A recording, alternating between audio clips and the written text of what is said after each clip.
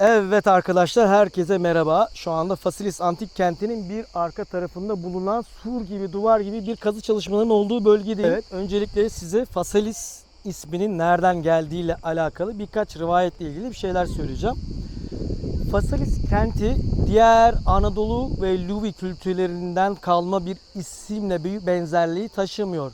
Mesela bunları eğer örnek verirsek Termosos 2 S ile, Sagalassos 2 S ile, Arikanda gibi farklı yapılarda Luvi dilinden gelen bir dille kurulmuş bir şehir değil.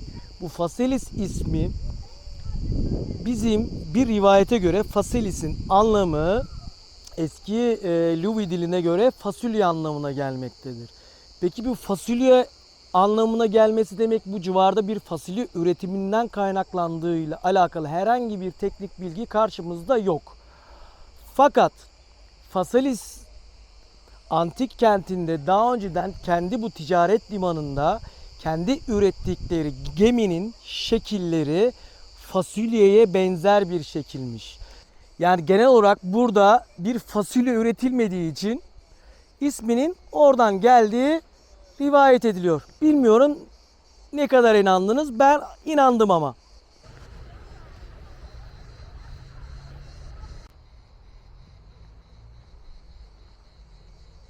Kazı çalışmaları hala devam ediyor. Burada görmüş olduğunuz bir sur, bir kalenin kalıntıları hala göze çarpıyor.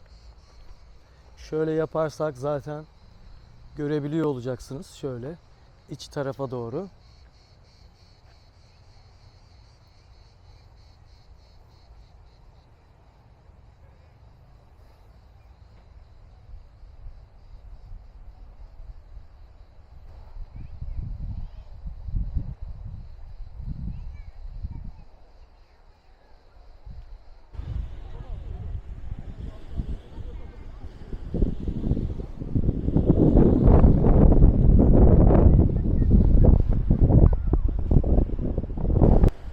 Haziran ayında olmamıza rağmen yine plaj yerli ve yabancı turistler açısından gayet dolu. Şurada zaten hemen görüyorsunuz, hemen bu tarafta bulunan bölgede sivil liman bulunmaktaydı. Görmüş olduğunuz gibi şuradaki liman eski sivil limanlardan bir tanesi. Şu köşeye doğru gittiğimiz zaman halen yaklaşık 3000 yıldır kullanılan bir liman gibi düşünebiliriz. Şu köşede de zaten o eski sivil limandan kalan tarihi yerleri de görebiliyor olacaksınız. Şöyle size biraz daha zoom yaparsam görebilirsiniz.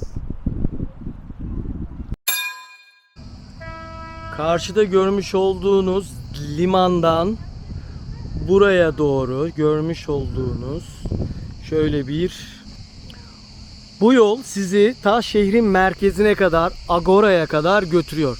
O zamanlar buradaki yapılarda evler, barınaklar, ticaret yapılması için dükkanların olduğu bir cadde. Bu cadde kuzey yönünden gidiyor. Hem kuzey doğu olmak üzere hem de kuzey batı olmak üzere birbiriyle kesiştiği bir noktadan diğer 3 limana doğru ayrılan bir yol. Ta 3000 yıl öncesinden yapılmış olmasına rağmen hala işlek, insanların yürüdüğü bir yol açısından da gayet cezbedici bir yer.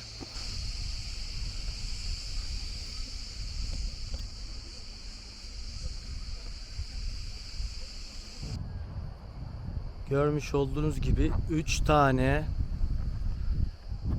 yolun kesiştiği ana meydanlardan birindeyim. Burası pazar yeri. İnsanların hep beraber buluştuğu, konuştuğu, görüştüğü, günün değerlendirmesini yaptığı, dedikodusunu yaptığı, ticaret konuşulduğu bir meydandayız.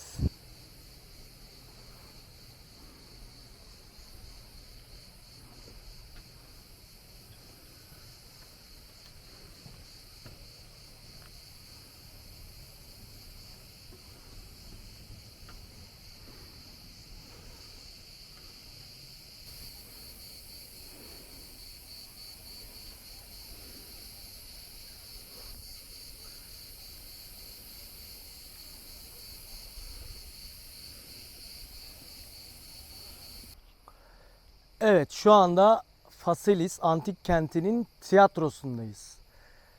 Bu görmüş olduğunuz tiyatro diğer klasik dönem ve Helenistik dönemlerdeki gibi aynı tepelere veya bir dağın sırtına verilerek arkasında bir manzaraya karşı kurulan tiyatrolardandır. Bu görmüş olduğunuz tiyatroda aynı klasik dönem ve Helenistik dönemlerdeki gibi bir tepenin sırtına, bir dağın sırtına yapılmış ve önünde manzarasıyla ve şehri görebilecek bir şekilde kenti neden bugün buradayım ve neden Faselis Antik Kenti'ni neden sizlere anlatmak istedim. Şimdi yukarıda size bir link bırakacağım. Bu Faselis Antik Kenti'ni kuranlar daha önceden Rodos'ta Lindos adasına ziyaret ettiğim bir antik şehir olan Lindoslular Faselis bölgesine gelip güzel bir ticaret limanı olabileceğini düşünerek buradaki yerlilerle bir anlaşma yaparak buradaki antik şehri kuruyorlar. Daha önceki Lindos şehrinde sizlerle beraber orada yaşayan Lindosluların Akdeniz bölgesinde sürekli ticaret yaptıkları için bu Faselis'in de doğal bir limana sahip olduğunu gördüğü için burayı bir ticaret limanı yapmaya karar veriyorlar. Ve Lindoslular burada yaşayan yerlilerle bir anlaşma yapıyorlar. Bu anlaşmanın detayları peki nelerdir? Bu teklif ise derler ki size altın mı vereyim yoksa tuzlu balık mı vereyim? Burada yaşayan yerliler de Solumus sulardır. Pisidya bölgesinden gelen insanların yaşadığı bir bölgedir. Daha çok çobanlık mesleğiyle uğraşan ve ticaretle çok alakası olmayan insanların yaşadığı bir bölgedeyiz. Altını biz ne yaparız, nerede harcarız bilmezler ve tuzlu balıkla alışverişini tamamlarlar. Lindoslular bu bir tuzlu balık karşısında aldıkları için her zamanla tarih kitaplarına Faselis cömertliği, Faselis fedakarlığı olarak adlandırılır. Literatüre böyle bir isim kazandırmış olurlar. Şimdi 3. limana doğru sizlerle beraber yürüyüşümüzü gerçekleştirelim.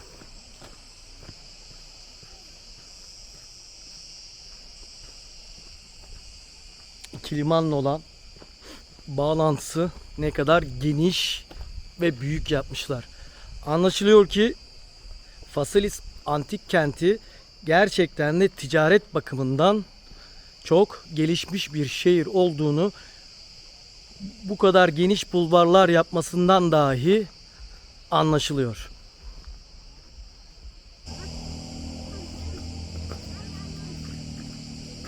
Merkezi liman görmüş olduğunuz gibi hala kazı çalışmaları devam ediyor.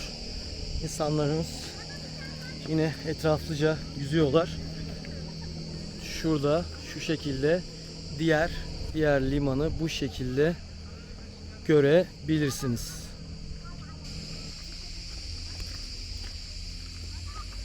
Görmüş olduğunuz bu girişte eskiden Hadrian kapısı olduğu söyleniyor. Ama şu anda yapılan kazılarda çok fazla buradaki yapıya ait taşlar bulunamamış. Bulundukça yeniden eski yerlerine monte edilmesi düşünülüyor. Görmüş olduğunuz su kemerleri şehrin etrafında dolanıyor. Bu evet, görmüş olduğunuz su kemerleri burada yakında bulunan bir su kaynağından geldiğini söyleyebilirim. Bu su kemerleri yapılmış olduğu mimarisi bakımından baktığımızda Roma döneminden kalma olduğu anlaşılıyor. Bu su kemerlerinden taşınan sular sayesinde hem agorada ve şehirde yaşayan insanların su ihtiyaçlarını karşılıyor hem de agora meydanına yakın bir noktada bulunan hamama su tedarik etmiş oluyor.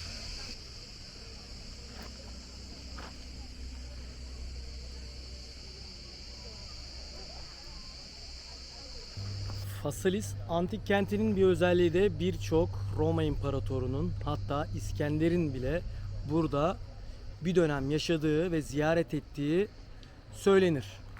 O yüzden birçok imparatora ziyaret kapılarını açmış. Hem turistik hem de ticari bakımından çok yoğun bir liman olduğunu söyleyebiliriz.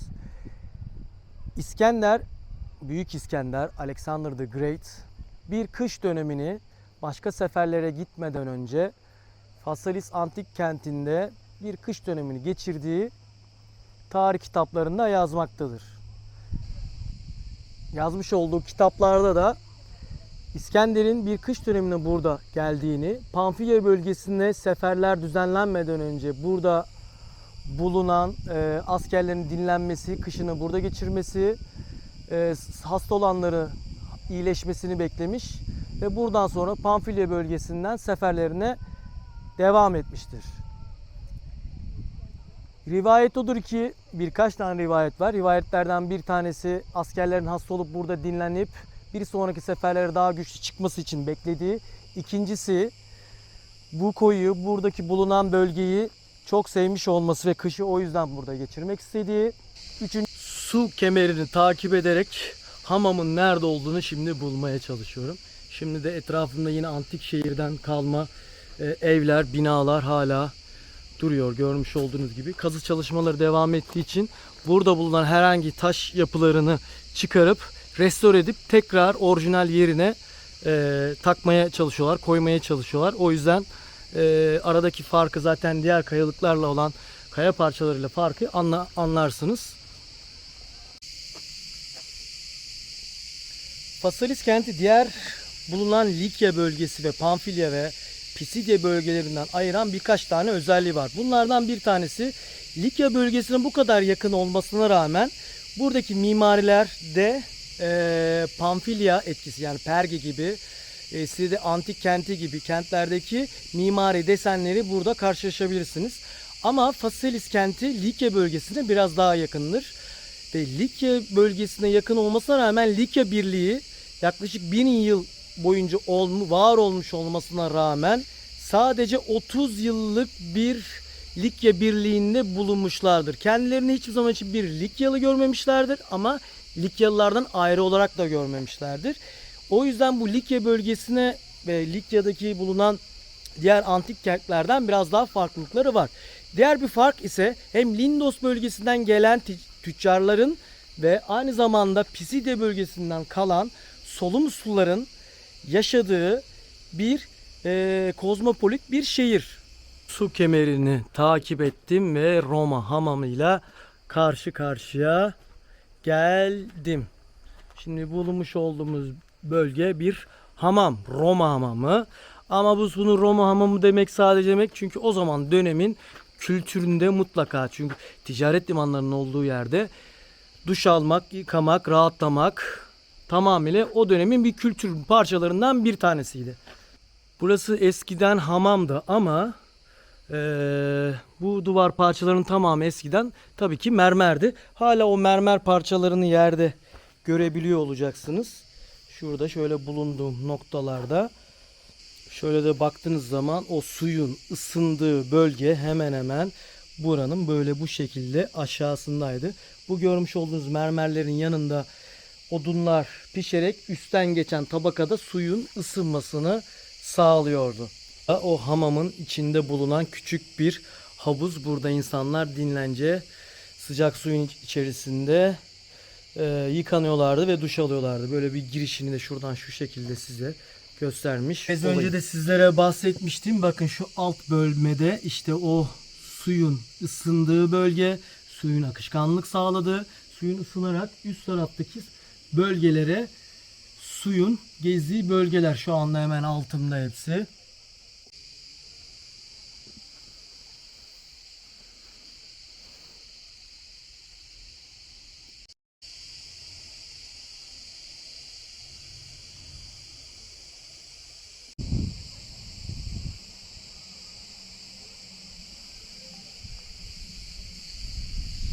Görmüş olduğunuz gibi o dönemlerde hem kanalizasyon hem de yağmur drenaj faaliyetleri, altyapısı bu antik kentte mevcutmuş. Bu görmüş olduğunuz alan bana bir kiliseye andırdı. Çünkü giriş, şapel ve dış tarafı buranın eskiden bir kilise olduğunu düşüncesi bana verdi. Fasalis antik kenti M.Ö. 800 yılında Lindosluların Fasalis bölgesine gelip burada yaşayan yerli Solomuslarla yapılan ticaret anlaşmasında Lindos ve Salomonluların yaşadığı bir antik şehir haline gelmiş. Milattan sonra 1100-1200 yıllarına kadar burada faaliyetlik göstermiş. Anadolu'ya Selçuklular geldikten sonra Selçukluların burayı fethetmesiyle beraber buradaki antik kent faaliyetlerini tamamıyla yaşam olarak sonlandırmış. Daha sonra Bizans döneminde ise bu bölge piskoposluk bölgesi olarak faaliyet göstermeye devam etmiş. Şimdi de o dönemden bu döneme kalan hiçbir antik eser, piskoposlukla alakalı yaşam şeyleriyle ilgili hiçbir şey kalmamış. Bu da videomuzun sonlarına doğru geliyorken son bir küçük bir sizlerle beraber dipnot paylaşmak istiyorum. Bu paylaştığım dipnot ise hemen şu arka bölümünde bulunan dağ, şu görmüş olduğunuz dağ Solumus Dağı, yani Tahtalı Dağ diyoruz. Türkiye'nin en büyük denizden sıfır seviyesinden en tepe noktasına kadar çıkan bir dağdır. Hemen bu dağın yamaçlarına yakın olan bir bölgede ise Mınaralılar yaşamaktadır. Mınara antik kenti vardır. Bir dahaki sefere de Minara'daki antik kente gitmeyi planlıyorum. Oradan da size bazı şeyler anlatıyor olacağım. Ne gibi şeyler? İskender burada kış günü burada dinlencesini yapıyorken Minaralılar bu durumdan rahatsız olmuş.